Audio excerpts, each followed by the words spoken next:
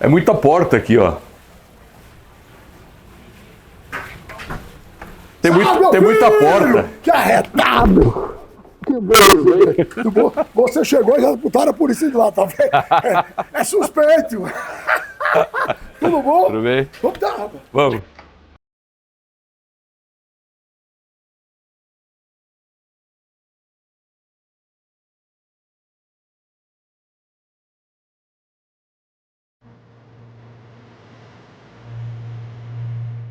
Tudo bem, Canuto? É espetacular! Que bom.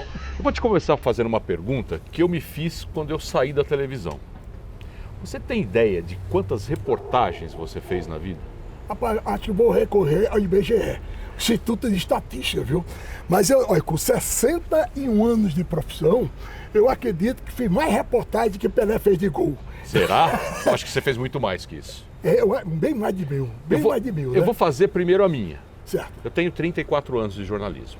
34 anos trabalhando no que nós chamamos de hard news, o dia a dia do jornalismo. Olha, eu vou multiplicar aqui 34 anos por 12 cada ano, por 24 dias no mês. Sabe que número que deu? Não. 9.792 reportagens. Pelé, a quem eu devo verdadeira adoração, como tudo, eu acho que bati você com larga vantagem, entendeu a história? Vamos fazer a tua agora? A minha, vamos. Quantos anos você tem de jornalismo? Jornalismo fiz 61, mas vamos imaginar que eu não tenha trabalhado, porque muito tempo eu fiquei também na chefia, só fazia matéria especial. Mas vamos dizer que eu trabalhei 18 dias por ano, por mês. Por mês, por 18 mês. dias por mês. Estou falando por baixo, né? Então, 60 anos de jornalismo, 18 dias por mês. Vamos fazer uma conta aqui? Ó, 60 vezes 12 meses, né? Vezes 18. Sabe quanto que deu? 12.960 reportagens. Eu não tinha noção. Não tinha. Essa pergunta é interessante e essa resposta é interessante. Porque eu só busquei isso, depois eu nunca contei. 12.960. 12.960. Vamos dizer, quase 13 mil. Quase 13 mil. E olha que nós estamos dando assim, 18 só dias por... Exatamente. Que aqui, da Globo, ainda trabalhava quase que todos os Todo dias. dia. Eu dava uma exceção matéria por dia. A folga, às vezes, final de semana, às vezes... Já descontei isso. É impressionante, rapaz. É impressionante. Como é que foi tua vida de jornalista? A minha vida de jornalismo sempre foi de muito sacrifício, foi também de muita dedicação. Eu não diria nem que eu fui dedicado, eu diria que eu fui obstinado. Porque desde o dia que eu vim publicado a minha primeira matéria, né, eu ganhei o embalo e aquela história, eu não quero ser apenas mais um, eu quero ser um de verdade, né? Então me dediquei demais. Eu acho que trabalhei muito no vácuo também. Como no vácuo? Porque eu era tão dedicado e eu transformava aquilo numa prioridade da minha vida. Eu estudava e ia para a redação. Eu estudava, saía do colégio e ia para a redação, né? Tanto que com 18 anos eu já era editor da página, mas não era que eu era melhor do que os outros. Era um jornal. Era um jornal, eu trabalhava mais do que os outros, entendeu? E eu me interessava mais do que os outros. Eu lia, quer dizer, que o Marcel não tinha nem faculdade de jornalismo, eu acompanhava os veteranos, eu pegava um pouco dos veteranos, eu lia muitos dos jornais que eram referência, eu comprava naquela época, começou caderno de jornalismo. E a minha orientação a princípio, a minha referência, era o Jornal do Brasil, né? Que era o grande jornal naquela época. Então era o caderno do JB, né? E tinha uns livros sobre isso, escritos também pelos caras mais experientes que têm os grandes nomes da imprensa brasileira. E eu fui aprendendo, e fui fazendo o título, e fui começando a observar também a parte gráfica dos jornais. Depois eu tive um upgrade, porque trabalhei no Jornal da Tarde. Quando o Jornal da Tarde era o vespertino do Estadão, e era o jornal que ganhava todos os prêmios, né? Uma revolução gráfica de apresentação, né? Um texto fantástico, e era o início verdadeiro do novo jornalismo, que é o novo jornalismo que abdicava daquela história do lead e vinha com a história. Você contava a matéria de uma forma um pouco romanceada, né? E isso também me deu um conhecimento muito grande, experiência, e eu me dedicava. Eu, além de ser correspondente, eu ficava na banca esperando que o JT chegasse. E com isso, eu fazia com que o pessoal que trabalhasse comigo também fizesse. Queria ver o resultado. Edson Mauro, por exemplo, que é grande narrador da Rádio Globo, ele conta essa história, que eu obrigava os caras a ler essa história, eu cobrava deles, e eles viraram... Eram os primeiros leitores. E eles viraram também grandes jornalistas. Quer dizer, eu não estou dizendo que eu fui um grande jornalista, mas fui um cara dedicado. E eu acho que por conta dessa revolução, eu terminei virando editor-geral da Gazeta, né? E depois fui diretor de jornalismo da TV Gazeta, que era afiliada da Globo. E como você foi parar no esporte? A minha vida é feita de acidentes profissionais. Eu era um menino que a gente chamava de peru de federação. Peru de federação, que todo dia está lá na Federação Alagoana de Futebol, né? Eu estudava no colégio que era de Fonte, então faltava o professor, a gente era liberado mais cedo, eu ia para a federação para saber a fofoca do futebol, isso com 15 para 16 anos, né? E eu ia tanto, e eu sabia tudo. Eu sabia o uniforme, o terceiro uniforme do Penedense, eu sabia o jogador estava sendo contratado, o que fez indisciplina, o que não tinha sido regularizado, tudo isso eu sabia. Aí um dia, a secretária da federação, porque quem manda nessas coisas todo dia é a secretária, né? É a secretária. Dona Esther me chamou e disse: ô Márcio, você que vem aqui todo dia, você quer ganhar um permanente? Permanente era uma credencial, porque tem aqui do jornal, os caras não vieram buscar, já está terminando a temporada, esse sobrando. Rapaz, era tudo que você podia sonhar na vida, né? Você tinha um permanente, você entrava no campo, aquela fofoca danada, sabia tudo e participava. Aí o primeiro dia que eu vou lá, tinha no portão, livrado do estado, o Campinho da Bajussara, um jogo de decisão de campeonato de juvenil, eu vou e o cara disse: ô menino, eu mostro a credencial para entrar de graça, porrada, não só de graça, porque a mensagem também não para ir todo o futebol que eu queria, né? Aí ele disse: tu és cronista mesmo? Se eu sou tá aí, credencial?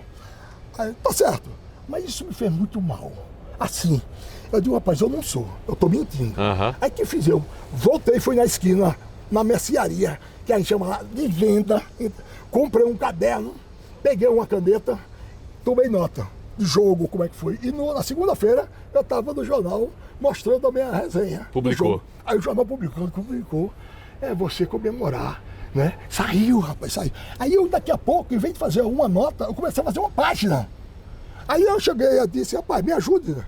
Porque o dinheiro que eu ganho na minha mesada não dá para eu pagar de ônibus, né? Aí o cara disse: aqui não tem dinheiro não. Eu digo: eita peste, não vai dar certo. Nisso, veja só. Aí me encontro com o diretor de um outro jornal bem maior, né? Aí ele me chama pro jornal. Aí eu tô lá, catando milho. Aí os caras diziam: traz, foi um bullying que eu sofri. Traz aí um balde gelado pra jogar aqui em cima da máquina, tá pegando fogo com mascaduto. E eu: tá, catador de milho arretado. Rapaz, aí foi. Aí depois virei chefe, virei editor da página, que não virei da página, aproveitei toda essa experiência, né? E outra coisa, eu comecei a ver como é que funcionava a gráfica do jornal, porque naquela época, quem ganhava bem era o gráfico. Que era o linotipo. Era o cara do linotipo, era o cara que fechava a rama naquela época. Linotipo, só para quem não conhece, os mais jovens, né? Era a produção do jornal escrito com letrinhas no chumbo, que imprimiam a aqueles página. lingotezinhos, né? Que eram todo dia, tinha que fazer o lingote de chumbo com as frases do tamanho da página para poder imprimir o jornal. E tinha um ritmo, né? Você não podia cavalar a queda das duas letras ao mesmo tempo, né? Então, eu aprendi a fazer isso e percebi outra coisa. Eu comecei a ter moral lá embaixo. Eu discutia a diagramação, fazia boneca, fazia tudinho, fazia essa história. E aí foi subindo. Depois aí eu desci um cacete. Aquela história, imprensa inteiramente livre. Meti um cacete no dono do jornal. No próprio jornal. No próprio dono. O cara não foi, inclusive, educado. É outra história, você é menino, aquela ousadia, aquela audácia, né? Aí eu falei assim. Aí ele: rapaz, não faz isso não, papapá. Finalmente sou eu que tomo aqui, que sou dono do jornal, mas quando não vai botou minha ameaçou, mas eu me senti ferido nos brios da minha independência, né? Aí eu digo: vou sair. Quando saí, fui contratado no mesmo dia pelo Jornal de Alagoas, que era o jornal já maior. Né? Aí eu comecei a ganhar prêmio de reportagem. De prêmio de reportagem, me contrataram para rádio, você é redator de resenha. Né? Porque era muito mais lido do que propriamente reportagem, né? Aí Então cheguei uma hora que eu disse assim, rapaz, é muito gritar, eu não posso falar, porque eu grito que não é brincadeira, né? Eu falei, mas era o outro, papapá, e outro, papapá. Eu acho que o ouvido do ouvinte merecia um pouco de descanso em algum momento, né? E eles também, 30 minutos no fôlego, era ponta a ponta, né? Era o cara ali, ponta a ponta, né? Eu disse, precisa botar aqui uma reportagem no meio para... Primeiro você pega um personagem, ele contando a própria história, contando o fato do dia. Aí era o destaque do dia. Aí não tinha ninguém. Eu disse, mas quando não tem ninguém, eu vou fazer. É você. Bom, um gravador desse tamanho, entendeu? Carregava o gravador procurando tomada dos campos. Bom, e daí repercutiu muito, porque eu já fazia pergunta mais incisiva, eu já era mais profissional. E o rádio nessa história era muito bico. O rádio era dinâmico, né? Aí eu comecei a fazer assim, aí começou a repercutir, aí eu passei a fazer a transmissão de futebol, passei lá como repórter. Só que todo mundo tinha a voz bonita como a sua, Cezinha. E eu com essa voz rouquinha da Globo. Mas essa, a sua se reconhece à distância. Foi agora, né? Mas aquele começo era estranho, rapaz, era estranho. Então eu criei um ritmo mais intenso. E eu sabia tudo, sabe? Sabia o cara que brigou com a mulher, o cara que foi pego no baixo meretrício, eu sabia tudo. Era o bastidor do esporte. O cara que estava com a unha encravada, não podia. Olha isso tudo. Então me destaquei por isso. Aí veio a televisão, olha isso. Como eu, na época, eu era diretor da Rádio Gazeta de Esporte, eu era editor da Gazeta Jornal, veio a televisão. Eu fui um dos primeiros contratados, eu fui na sequência. Sim. Porque era muito bom, tinha muito bom. Eu fui realmente sorteado, sabe? Aí fui para lá, quando eu fui lá, aí eu me mostrei como eu realmente era. Quer dizer, porque no rádio você tem que ter aquele estilo para competir com os caras que têm uma voz bonita, né?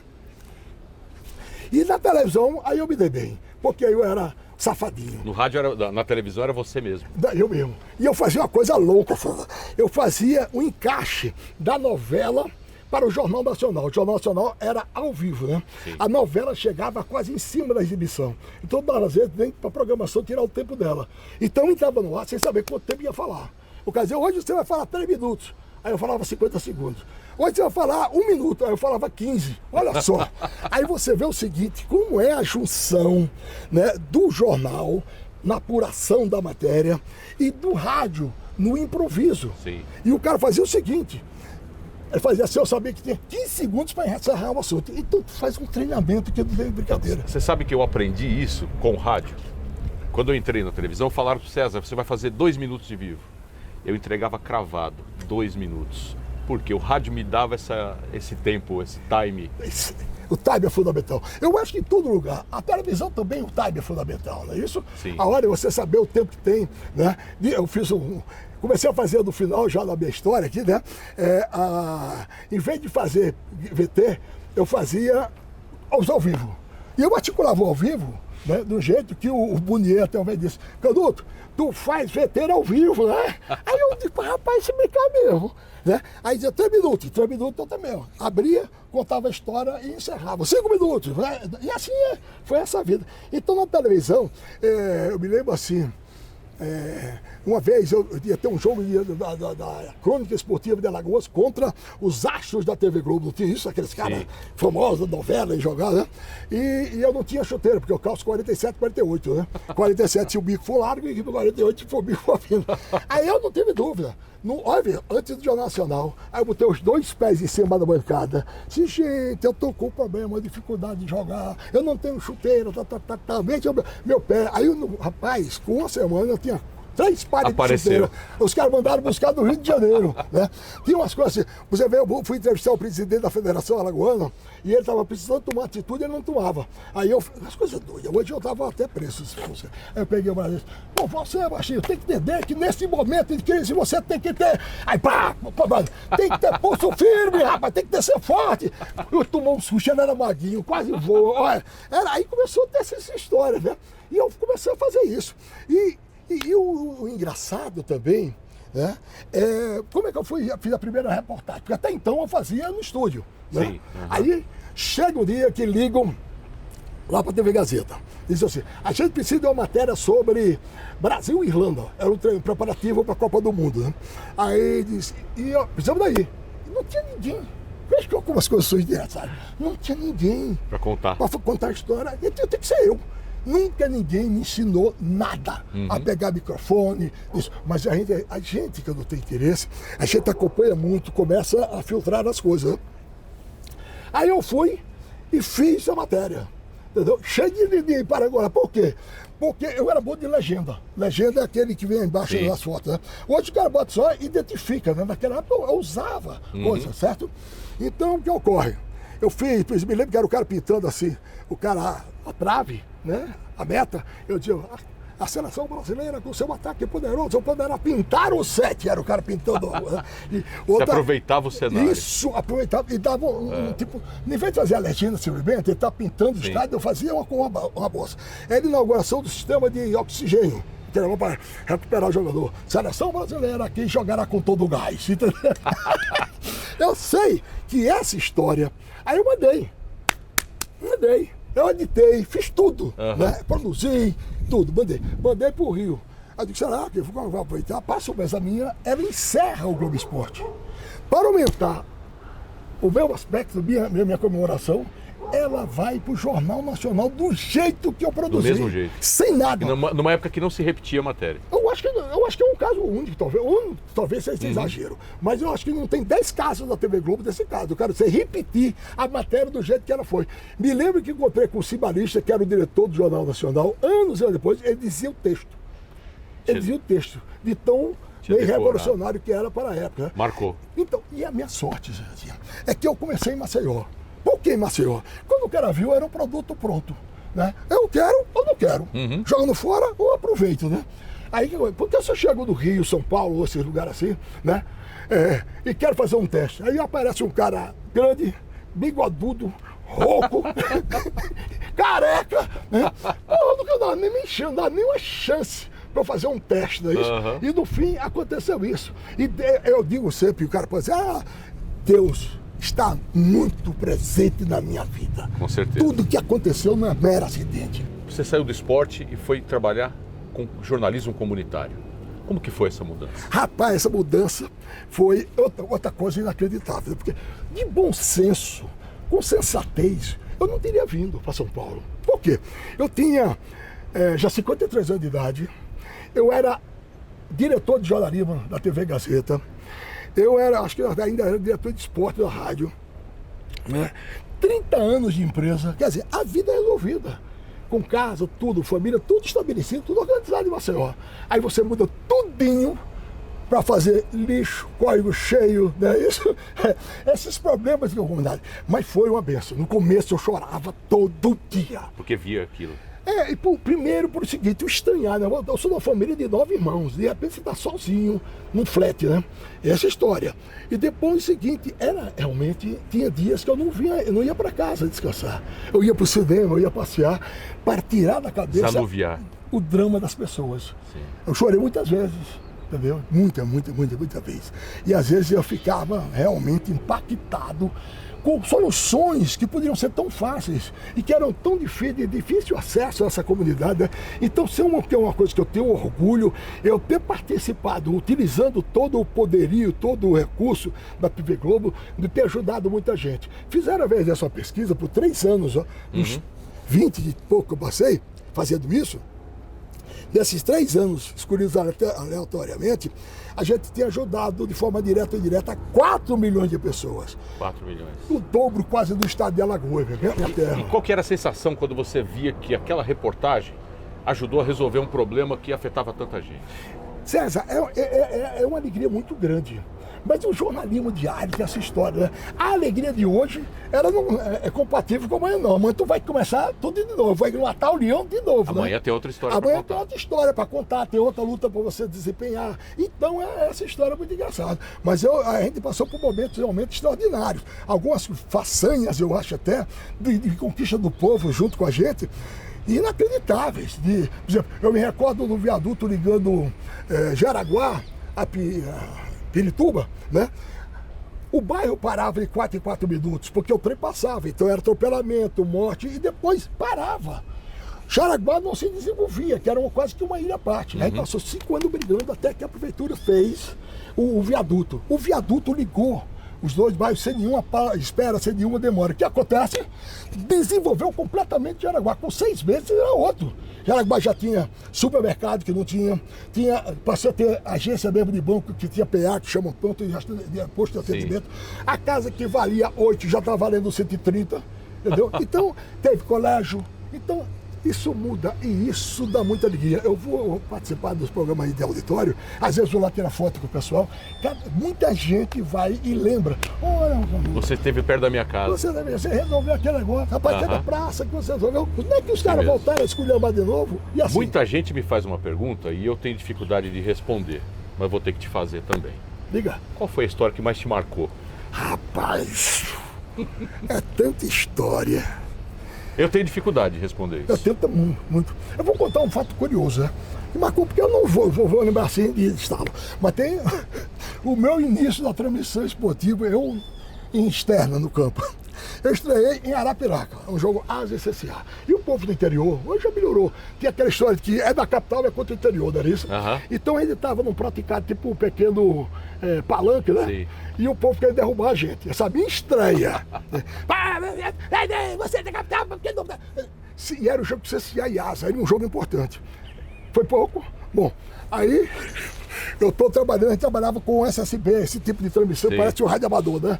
Então, o meu microfone deu radiofrequência. Então, a radiofrequência é um choque permanente de 8, 10, 12 volts, né? Sim. Então, já imaginou, o cara ameaçou me derrubar, eu tomando choque e falando. Depois de todo esse drama, a gente volta a Rural Quebra, no meio da estrada. Naquela época não tinha telefone, não tinha nada, né? Então, a gente dorme no estábulo, com todo o luxo do escândalo de um cavalo. Então, era uma coisa pra eu desistir. É a luta pela reportagem. Pois é. Aí no fim, eu disse que eu costumo dizer assim, que eu fiquei elétrico, talvez, pelo choque que eu tomei naquele jogo. Isso é inesquecível, né? Com certeza. Bom, chegou a hora de separar. Como é que foi? Como é que foi o momento que você falou, não, fiz o que eu tinha que fazer, o que eu merecia fazer, o que me deram para fazer, mas chegou a hora de eu parar. Foi isso exatamente na hora que me chamaram para fazer uma renovação de 2 anos, né? Chamaram já com 73 anos. E no meio da conversa, assim, eu senti o anjo da guarda que alguma coisa ia mudar lá adiante, né? Então, no meio da conversa, eu disse, olha, em vez de renovar, eu vou parar. Mas nós estamos discutindo a renovação, eu estou discutindo a parada. Aí foi quando essa história, isso é um flash, né? Né? Aí eu disse, olha, o detalhe é o seguinte, eu tenho já 60, eu não sei. Bom, tempo que só a peste, né? Eu estava de 45 anos, acho que juntando com o Maceió, com o São Paulo, de Globo, né? Aí eu falei na reunião, eu disse, olha, eu tenho esse tempo todinho dedicado aqui, eu não sou melhor do que ninguém, mas não sou inferior a ninguém. Eu não sou um Zé Ninguém, mas também não sou um Zé Ninguém, né? Não faço mal colocado, eu não sou melhor do que ninguém, mas também não sou um Zé Ninguém. Exato. A frase correta é essa, né? Então vamos acertar para isso aí. Aí a Globo foi extraordinária. A Globo foi maravilhosa. Me deu uma recompensa, segurou o seu plano de saúde para minha família durante 2 anos e eu consegui uma coisa interessante. Romper. Assim, meu ciclo encerrou. Eu não fiquei, meu Deus do céu, porque não teve nada. Meu ciclo encerrou feliz. Saiu feliz. Saí feliz com o que produzi, com o que fiz, respeitado. A minha despedida, você distribui da Globo, é uma coisa apoteótica. Sim, né? Foi muito boa. É uma coisa que Deus me ofereceu para guardar por aí da vida. No meio da redação, para a redação. Poucos profissionais tiveram isso. Isso. Né? E o povo, eu chorando, né, que eu sou um bezerro desmamado, né? E o povo também, quer dizer, isso é uma recompensa por você tentar pelo menos ser eficiente, ser decente, ser justo, né? Essa história é interessante. Aí depois veio outro desafio. Que então, foi... Só para te interromper um pouquinho, você na verdade não parou, né? Porque 20 dias depois, deu outra história. Isso não pode ser só acidente, entendeu? 20 dias depois que eu parei, quer dizer, eu aposentei, vamos dizer assim, na Globo, veio proposta para fazer comercial. Sim. Né? Com 20 dias eu estava fazendo uma campanha nacional do McDonald's. Era outra comunicação. Outra comunicação, outro aprendizado, Cezinha. É outro aprendizado, é outra história, é outra produção. É você lidar com diretores de cinema premiados. Você sai aprendendo. Aos 73 anos, Sabe? Você voltar a aprender de novo, e voltar a fazer coisa nova, descobrir um novo mundo, isso é sem preço, né? E eu dei sorte que eu fiz várias campanhas já, né? Sim. Várias campanhas. Isso foi sensacional. Ainda hoje eu ainda faço, quer dizer, ainda hoje eu estou aprendendo, ainda hoje eu estou na dinâmica da vida. E né? você simboliza marcas, né? Você dá a tua credibilidade para elas. Isso. A escolha, inclusive, é isso. Meu filho é que cuida disso, o Pedro Luiz, que é tipo meu agente, né? Ele, quando eu chego, o problema já está resolvido. Né? Porque eu também não tenho mais paciência para discutir detalhes disso. E outra coisa, a gente que é repórter de rua não está acostumado a ter uma produção, de ter uma organização tão grande, tudo não. Tudo certinho, tudo, você tudo chega lá para gravar, tá tudo certo, o diretor é brilhante, a garotada que produz, tá pronto. o preço está pronto, e os caras são bons demais. Essa turma é boa demais. Tá se divertindo com isso? Oxê! Eu me divirto aqui na brincadeira. Hoje em dia eu já fico feliz, chego lá, já faço aquela onda, já fico amigo de todo mundo com 30 minutos, eu já sou íntimo de todo mundo. Para gravar de novo, vamos gravar de novo, entendeu? Eu quero porque é o seguinte, você trabalhar é uma coisa, você vai trabalhar, faça o melhor que puder. Se divertindo. Se divertindo, entendeu? E atento para produzir o máximo que você é capaz. Isso eu faço. Eu sou um cara empenhado. Já que eu vou fazer, eu quero fazer o melhor possível. No jornalismo, o retorno era as pessoas dizerem, olha, você ajudou a resolver o problema. E nessa área de publicidade, como que é o feedback? O feedback... Os caras batem palma no final, mas eu acho que bate palma para todo mundo, tá entendendo? Mas é muito bom pela reação instantânea, entendeu? Porque quando você grava sob a ótica do diretor, você grava sob a ótica do assistente dele, tem noutra ilha o pessoal da agência que produziu, né? Do outro lado tá o cliente, quer dizer, você passa por um filtro muito grande. Então, o comercial tem que ficar maravilhoso. O cara agacha aquela brigadeira, tudinho, te escolhe para ficar maravilhoso. É isso que eu me empenho e é isso que eu acho legal. E o cara bota, aí manda inclusive, um comercial antes, não divulgue, mas é isso, pô, ficou maravilhoso. Isso é empolgante, entendeu? E eu faço questão, não ficou legal não, ficou mais ou menos, Faz de novo. Ficou bom, vamos fazer, vamos arrebentar. Né? É para isso que a gente está aqui. Tem alguma coisa que você não fez, que você gostaria de fazer? Eu não fiz, foi programa de auditório. Não fez? Não fiz. Tem vontade disso ainda? Tinha. Hoje mais não. Não? Hoje mais não. Hoje eu quero fazer essa vida. Vou fazer o comercial, vou fazer isso. Essa é uma vida mais sossegada, embora de maior responsabilidade. Né? Eu tive até quase que uma chance. Né? A Bandeirante, uma vez dessa, me sondou com a Marlene Matos, me sondou para eu fazer o programa no lugar do Bolinha. Lembrando Bolinha. Sim. Que Bolinha! E eu acho que ia dar certo. Porque mas lógico que era uma zona, uma escolha. E eu gosto dessa história. Eu gosto de povo, rapaz. Eu gosto de povo, né? Então, achei. Aí ela chegou, ela foi extremamente decente, né? Quando ela fez a sondagem, era um salário assim, não, esse salário está bom para você.